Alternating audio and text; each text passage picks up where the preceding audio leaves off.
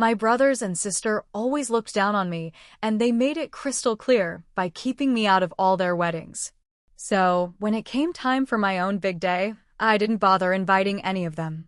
What happened next? Let's just say, they didn't see it coming. But let's start at the beginning. I'm Lila, the youngest in a family of 5. My older siblings, Ethan, Logan, Samantha, and Caleb, were all way ahead of me in age. Sometimes it honestly felt like we weren't even from the same household. By the time I was old enough to really remember things, they were already packing up for college, moving into apartments, or getting married. I felt more like a tag-along than a sister, someone they tolerated more out of obligation than love. Still, I looked up to them. When you're the baby in the family, you kind of grow up idolizing your older siblings. I thought Ethan could do no wrong. He was the oldest and the coolest in my eyes. Logan? He was more reserved, serious, didn't say much, but I still admired him like he was some kind of genius. Samantha, my only sister, was everything I wanted to be: elegant, social, confident. I hoped she'd let me in, take me under her wing, show me how to be like her. And Caleb, the youngest of the older bunch, was the closest to me in age. You'd think that meant we'd have a stronger bond, but even he kept his distance. I guess I wasn't really on their radar. The first time I truly felt how little I mattered to them was at Ethan's wedding. I was 10 at the time. That strange age where you feel old enough to be part of grown-up moments, but everyone still sees you as a little kid. So when Ethan and his fiancée Brooke said they were having a child-free wedding, I didn't think that included me. I mean, come on, I wasn't some random kid who'd be throwing tantrums or tossing mashed potatoes during the reception. I was his sister.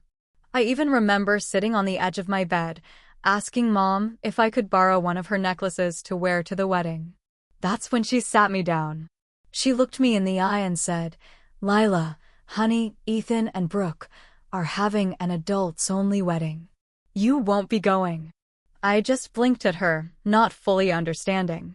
"But I'm not like other kids," I told her, trying to explain myself.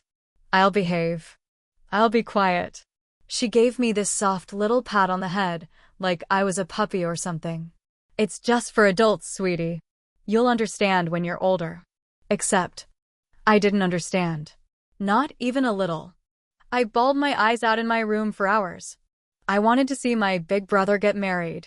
I wanted to watch Brooke, who I'd already started thinking of as my sister, walk down the aisle. But instead of celebrating with my family, I stayed home with a babysitter.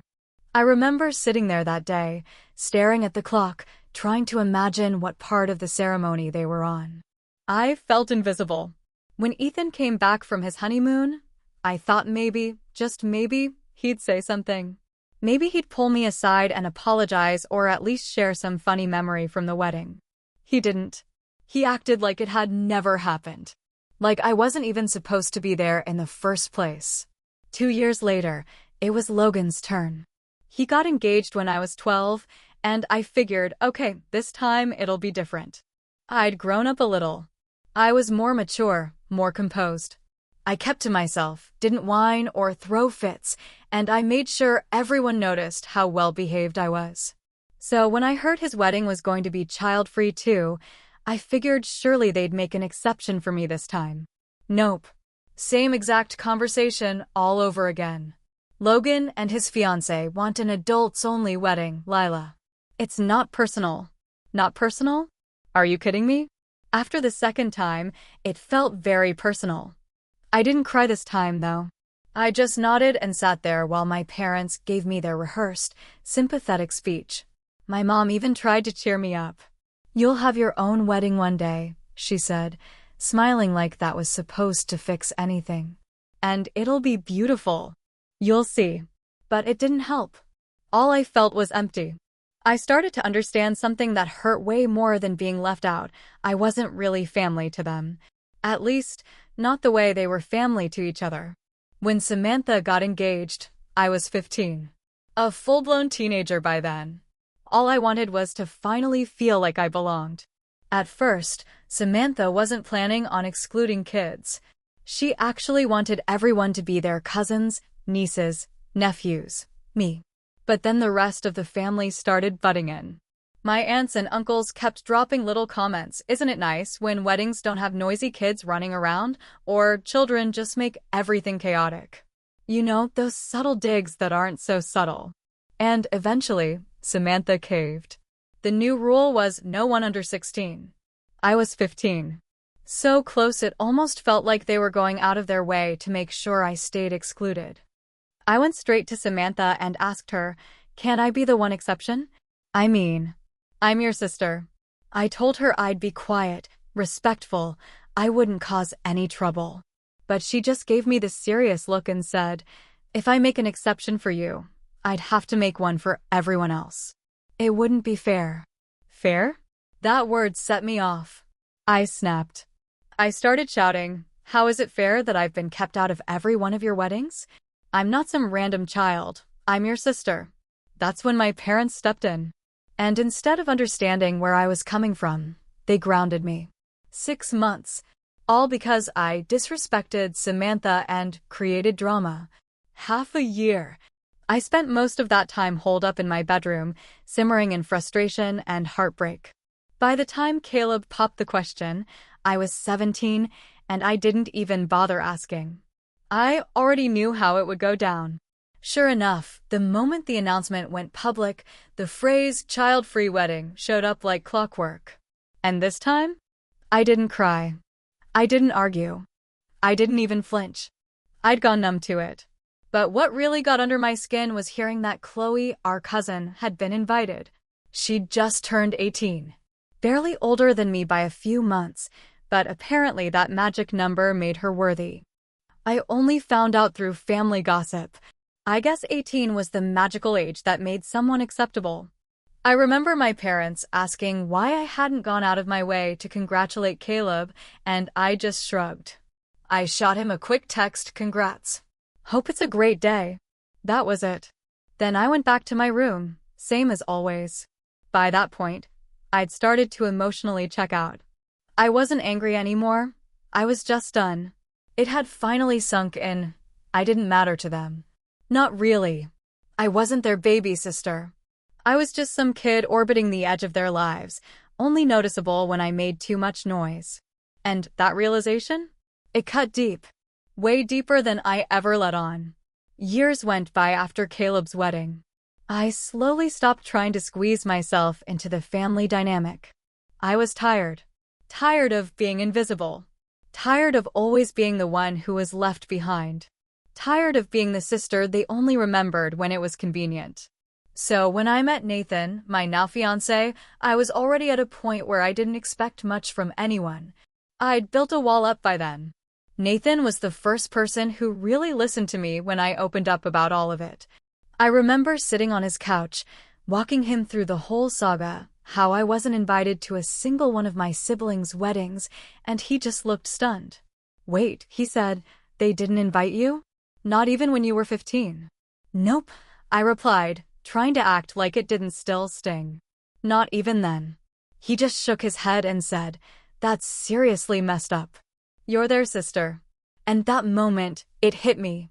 It was messed up. For so long, I'd told myself it was just normal. Reasonable. Child-free weddings sounded fair on paper. It wasn't like they were doing it to hurt me specifically, right? But when it happens 4 times in a row, you start to see the pattern. Not once did any of them stop and say, "Hey, maybe Lila should be there." And that's not normal. That's not what family's supposed to look like. So, when Nathan and I got engaged a few years later, I made one decision early on: our wedding would be different. It was going to be filled with people who genuinely cared about me. People who loved me, supported me, and actually wanted to be there. That's when I made my call. I wasn't inviting my siblings. There was no dramatic showdown. No angry emails. No emotional monologue in the family group chat. I simply left their names off the guest list. Quietly. Intentionally. I knew, sooner or later, someone was going to notice, and when they did, I'd deal with it then. The first warning sign came about 2 months before the wedding. My mom gave me a random afternoon phone call, sounding way too cheerful.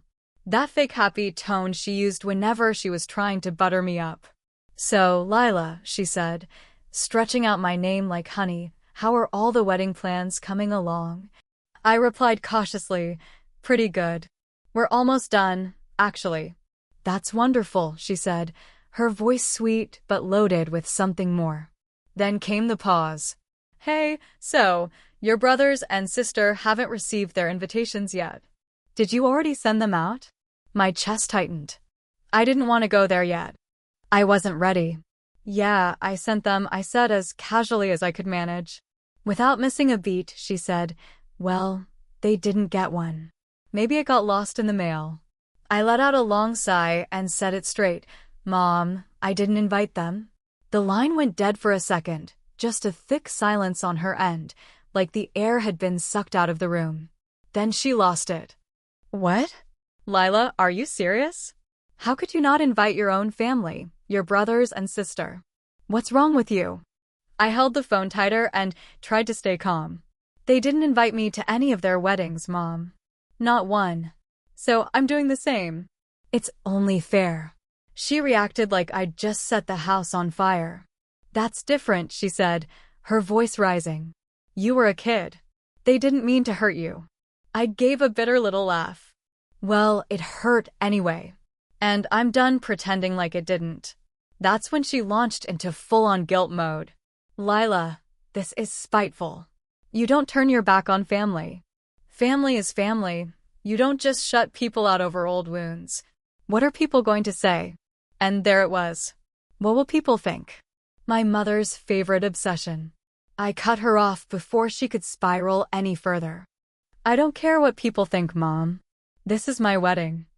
I'm inviting the people who actually care about me. My siblings didn't think I mattered enough to be included in their big days, so I don't see why they should be at mine." She hung up without another word. I wasn't even shocked. That night, the family group chat lit up like a Christmas tree. Samantha was the first to poke the bear, with her usual fake nice routine. "Hey, just wondering, did something happen with the mail? None of us have gotten invitations yet." Then Logan chimed in, blunt and to the point. "What's going on? Why weren't we invited?" I stared at the screen for a long time, just holding my phone in my lap. Part of me wanted to tell them everything, to lay it all out and explain exactly how badly they'd hurt me over the years. But honestly, what would be the point? They'd never understood before. Why would this time be any different? So I didn't say anything. I just left their messages on read. Later that night, Nathan noticed I was unusually quiet during dinner and asked if everything was okay. I handed him my phone and let him read through the messages. He scrolled, shook his head, and said, "You don't owe them a thing, Em. They made their choices." "I know," I muttered. "But they're going to twist it. Make me the villain. I can already feel it coming." "Let them," he said firmly. "You know the truth. That's all that matters." The next day, I got an unexpected knock on the door. My parents. No heads up, no warning, just showed up at my apartment. The moment I opened the door, my mom came storming in like a hurricane. "What on earth are you thinking, Lila? Not inviting your own siblings to your wedding? What kind of person does that?" I took a breath and kept my voice as steady as I could. "I already told you, Mom. They didn't think I was important enough to include in their weddings. I'm not including them in mine." My dad finally chimed in. His tone was sharp, disappointed. "You're being immature, Lila. You're clinging to something that happened a long time ago." And that's when I cracked. "I was a kid when they did it, Dad. I begged to be part of their weddings, and every single time, they shut me out. Don't talk to me about being childish when I was the one crying at home 4 times. They both fell quiet. My mom looked like she might start crying, but I didn't back down. I didn't let her tears manipulate me this time. "You can defend them all you want," I said, "but I'm not changing my mind." If they cared about me, they had their chances to show it. They left furious, slamming the door on the way out, full of huffing and eye rolls. Over the next few days, the texts from my siblings got nastier. Logan straight up called me selfish. Samantha accused me of tearing the family apart. Caleb didn't even try to be subtle, just messaged, You're being petty, Lila. Grow up. I didn't reply. Not to a single one. I was done explaining myself. One night, I was scrolling through their angry texts and Nathan wrapped his arms around me and whispered, I'm really proud of you for finally standing your ground. And for the first time in a long time, I felt proud of myself too. I thought once the initial drama died down, that would be the end of it. Maybe they'd grumble behind my back for a bit, vent to a few cousins, then move on.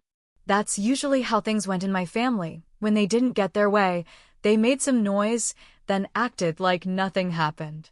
But I really underestimated just how far they'd take this. At first, it was just a few subtle jabs, nothing too wild.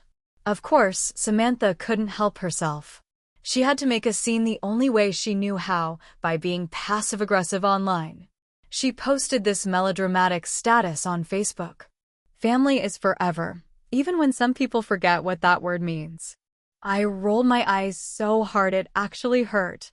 I was sitting on the couch next to Nathan, and when I showed him the post, he glanced at it, smirked, and said, "What is she, 14?"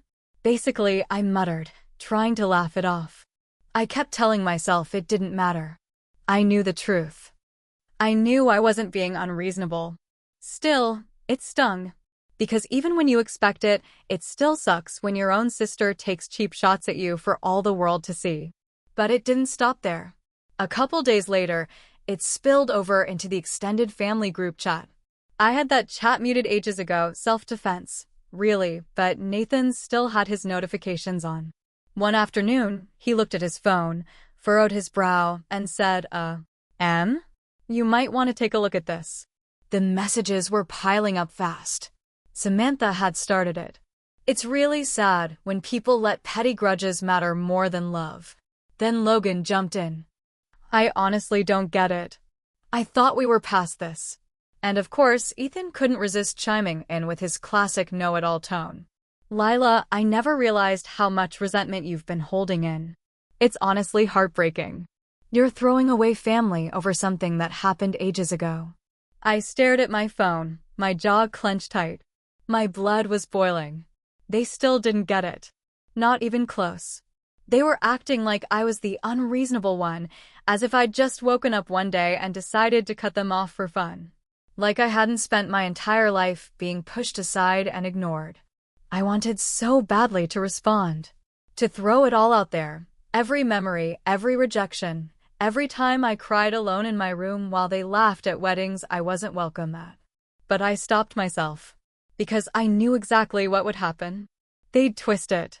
Turn my words against me.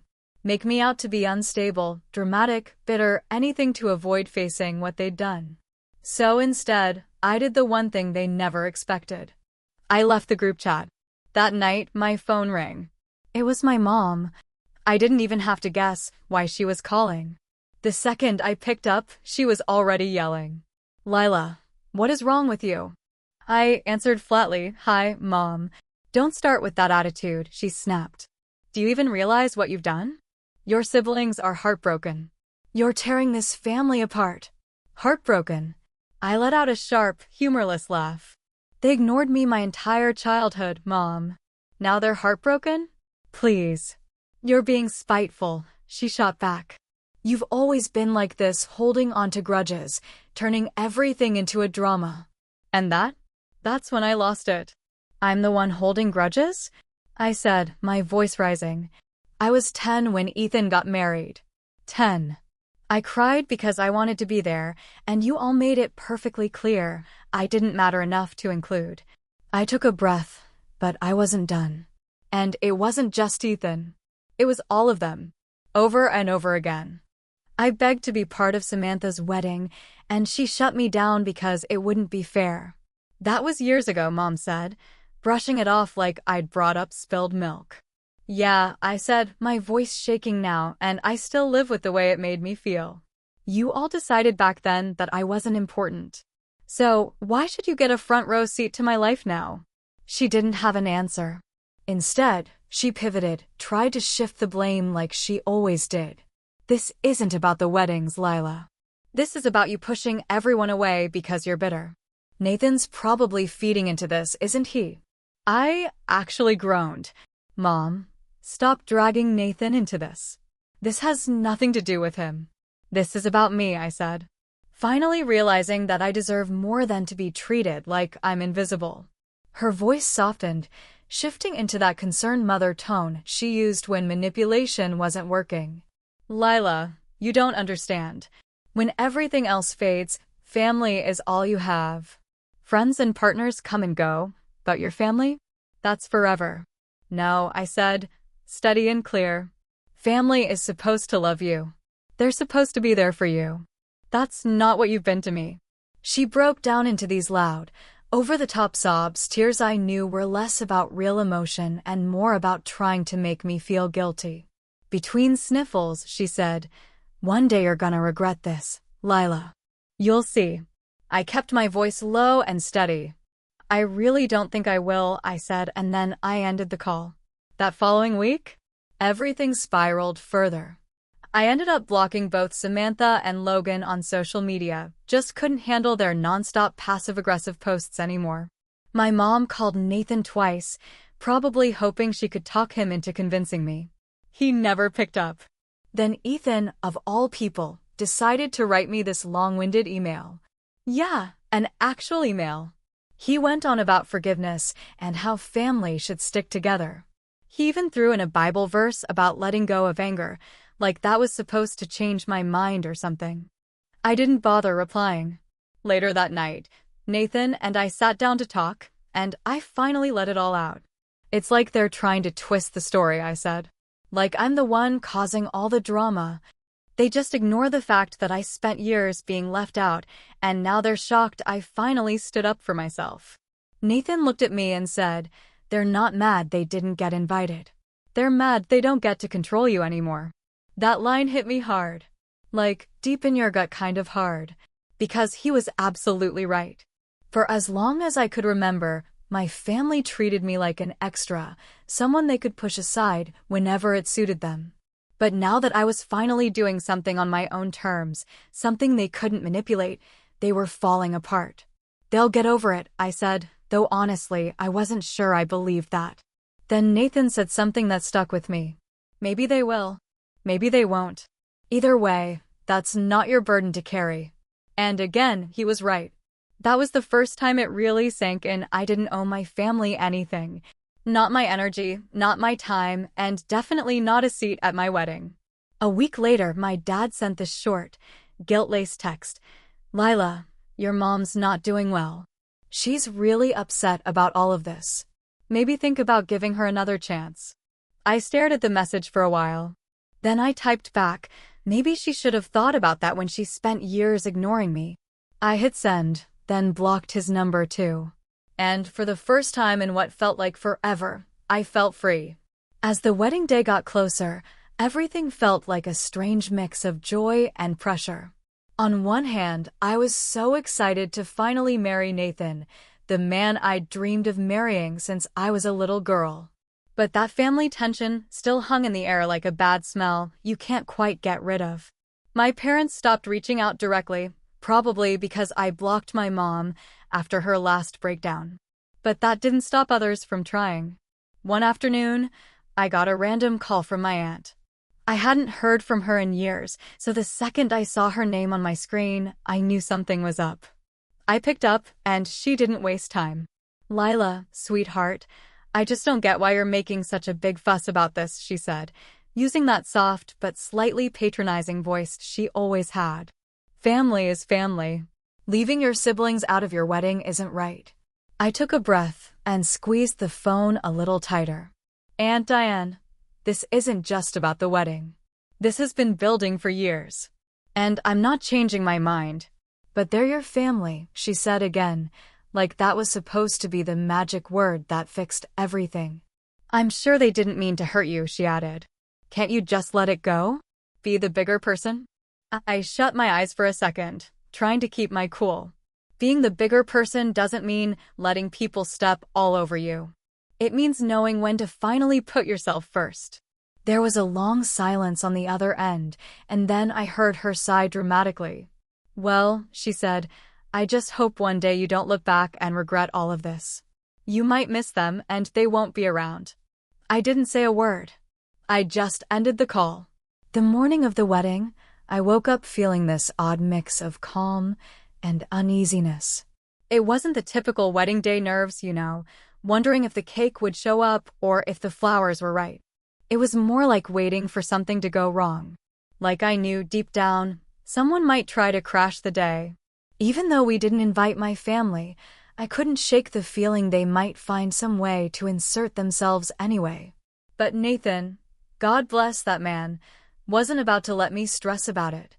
When I mentioned how I was feeling while we were getting ready in separate rooms, he just smiled and said, "Today's about you and me. That's all that matters. Nothing else matters. And if anyone tries to ruin our day, I'll personally walk them out."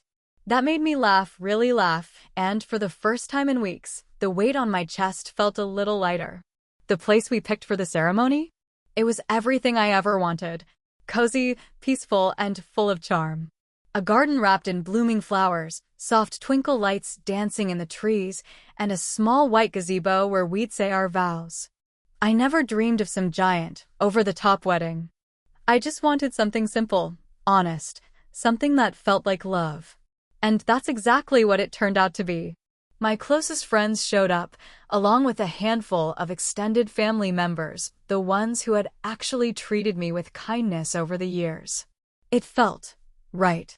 While I stood in front of the mirror, adjusting the final touches on my dress, Tessa, my maid of honor and best friend, walked into the room with this huge smile on her face. "You look incredible, Lee," she said, her eyes sparkling. "Thanks," I whispered, feeling this unexpected wave of emotions roll in. Tessa sat on the edge of the couch, watching me closely for a second. "You okay?" she asked gently. I paused, then gave her a small nod. "Yeah, I guess I'm just. I don't know. Sad, a little." "Sad about today?" she asked. "No," I said quickly. "Today is perfect. It's just, it sucks that my family isn't here." Her smile faded, and she leaned in closer. "Lila, it's totally okay to feel that way. Just because you made the right call doesn't mean it doesn't still hurt." Those words hit me like a gut punch. I turned to her, eyes starting to blur with tears. "I wanted them to care," I said. "I wanted them to fight for me when I was little, and they never did." Tessa stood up and pulled me into a hug, holding on tight. "You don't need their approval," she whispered. "You've got people who truly love you. Focus on them." I took a deep breath and nodded. She was absolutely right.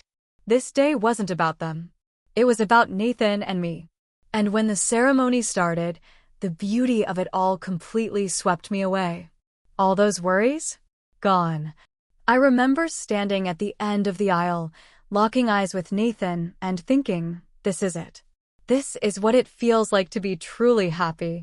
As I walked toward him, I felt this powerful sense of release, like every piece of baggage I'd been dragging behind me just let go.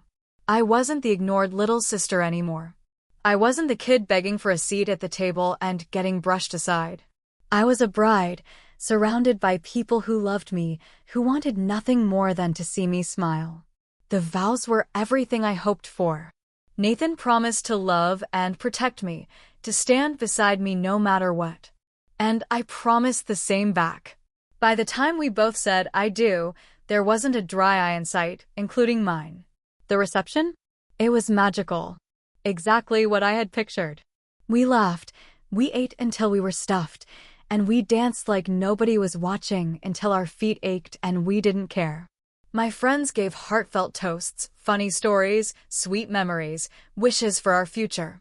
Nathan's parents, who had always welcomed me with open arms, told me how proud they were to have me in their family. At one point, I slipped away from the crowd just to take it all in. I stood near the edge of the garden, watching the lights flicker in the trees, listening to the laughter behind me. And for a moment, I just breathed it all in. For so many years, I'd let myself believe what my family had made me feel, that I didn't count, that I didn't matter, that I wasn't worth showing up for.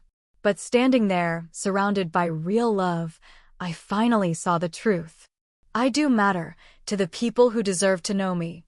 Later that night, just as things were starting to wind down, one of my cousins came up to me and pulled me aside. "Hey, Lila. I probably shouldn't even bring this up, but..." I let out a groan. "Oh boy. What now?" She looked a little guilty. "Apparently, your mom and Samantha had some kind of dinner tonight. Like a replacement wedding dinner." I stared at her for a beat, then just burst out laughing. "You're kidding." She shook her head. "Nope. I know, it's sad. I just thought you should know." Still laughing, I shook my head. Let them have their little pity party. I just hope the food was good. I think she expected me to be upset, but honestly, I wasn't. Not even a little. If anything, it just confirmed what I already knew. Walking away had been the right call. My family had spent years making me feel like an outsider, then twisting themselves into knots trying to justify it. But now that I was the one setting the boundary, suddenly I was the problem. They just couldn't deal with it. That night, as everything wound down, Nathan and I shared one last slow dance. Everyone circled around us, smiling, watching. As we swayed, I leaned in and whispered, "I'm so glad we did this." He looked down at me with that warm smile of his. "Me too, Lee. This is just the beginning." And for the first time, I actually believed it. My family wasn't there to see the best day of my life, but that wasn't my loss. It was theirs. Because when I looked around that room, filled with laughter and real love, I realized something huge. Everything I needed was already right in front of me, and none of it had come from them. Honestly, I thought the worst of it was behind me once the wedding was over. The day had been everything I dreamed, better even. It felt like I'd finally turned the page and left all the family drama behind. I didn't miss them during the ceremony. Not once did I wonder what it would have been like if they'd shown up. I had people who loved me, who chose me. That was enough. But if there's one thing I've learned about my family, it's that they can't stand being ignored. It's like my happiness without them was a personal insult. So, of course, they couldn't just let it go. They had to stir up drama one last time. It kicked off with a message from Samantha, a week after the wedding. Because of course it was Samantha. She'd always been the first one to light the match when it came to family drama. Her message? "Saw some pics from your wedding. Can't believe you had it in a garden. Looked casual, but I guess that's what you wanted." I just sat there, blinking at the screen. Seriously? She couldn't even fake being kind. It wasn't enough to stay quiet. She had to dig in, had to poke at something. For a second, I wanted to fire back. Maybe say something about how her wedding might have been fancier, but mine had something hers didn't. Genuine smiles and people who actually gave a damn. But I didn't reply. She didn't deserve my energy. Then the ripple effect started. Out of nowhere, I began getting messages from extended family members I hadn't heard from in forever. Apparently, Samantha, Ethan, and Logan had launched some kind of Lila's the Villain campaign. And like clockwork, Aunt Diane jumped back into the picture. Yep, that Aunt Diane. The one who tried to guilt me before the wedding. She sent me this long message. "Lila, I'm not sure what happened between you and your siblings, but they're really hurt. Samantha says she's tried reaching out, and you're just ignoring her. Maybe it's time to let go of the past." I sighed so hard, I almost gave myself a headache. How many times was I supposed to explain this? How many people were they going to pull into their pity parade before they realized I wasn't budging? Nathan noticed my face and sat down beside me. "Another guilt trip?" he asked, glancing at my phone. "Yep, Aunt Diane again. Apparently, Samantha's devastated." He gave a short laugh. "Yeah, devastated because she doesn't get to control you anymore." I smiled a little. He always got it.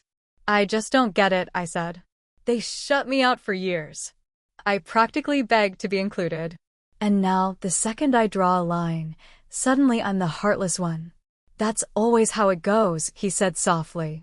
"The moment you start protecting your peace, the people who cause the hurt act like they're the ones who've been wronged." Then came the low point. It was a quiet Sunday afternoon. Nathan and I were in our pajamas, lazily making brunch and laughing at the mess we made of the pancakes. Then came the knock at the door. I froze. I didn't even have to look, I just knew. I opened it, and sure enough, there she was, my mom. Standing on my front porch with that same familiar look, equal parts dramatic and disappointed. "Lila," she started, her tone already heavy with guilt. "We need to talk." I let out a breath. "Mom, now really isn't a good time." Didn't matter. She stepped forward, nudging the door like she might come in uninvited. Nathan appeared behind me, calm but firm, placing a reassuring hand on my shoulder. "Lila, please," she went on.